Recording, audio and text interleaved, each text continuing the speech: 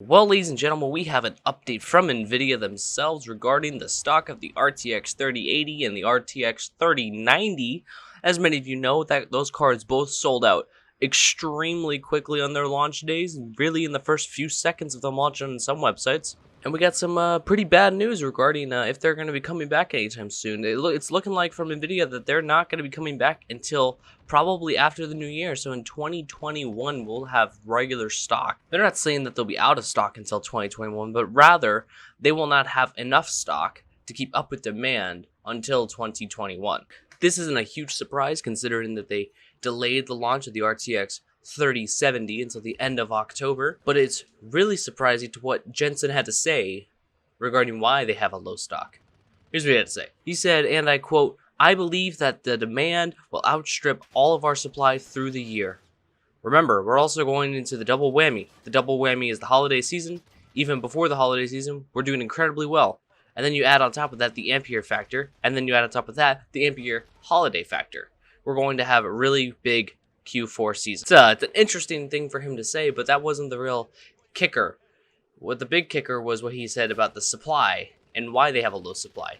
Here's what he had to say. Jensen said, "The 3080 and 3090 have a demand issue, not a supply issue. The demand issue is that it is much, much greater than we expected, and we expected really a lot." So Jensen, here's the thing. I understand what you're saying.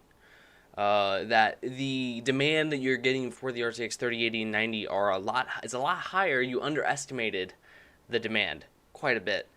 However, you should have expected that the demand was going to be astronomically high.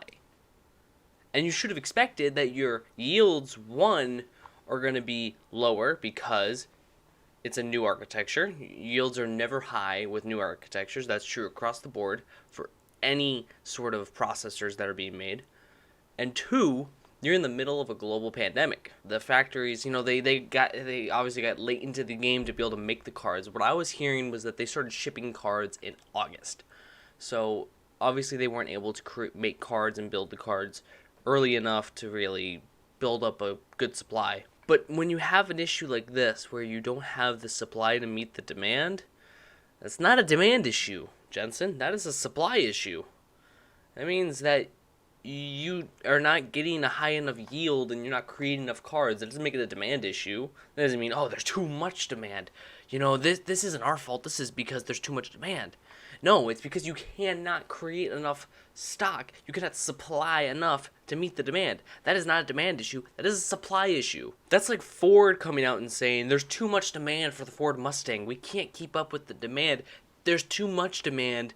The demand's too high. It's a demand issue. No, that's a supply issue. Economics is run by the market, not by the supplier. It's run by the demand. Demand is the biggest factor when it comes to economics. Not so much the supplier. When you get into that territory where the supply is what controls the actual demand and the quantity demanded, then you're getting into monopoly territory, where you are controlling the flow of that product and you're controlling how much are out there. That's a very monopolistic thing to do. That's what Apple does.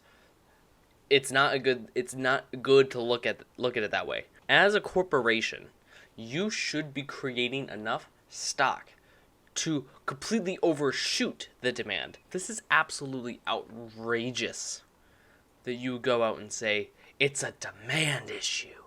It's not a supply issue. We had enough supply.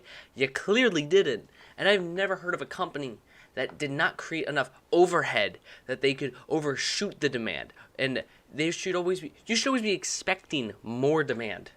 Always. That is the number one rule, especially a company as big as Nvidia. That's like a McDonald's when their ice cream machine breaks, saying, oh, there was too much demand for ice cream. That's why we don't have any ice cream. No, it's because you have a broken ice cream machine, not because there's too much demand for ice cream. Look, and you're coming out and saying this at the wrong time.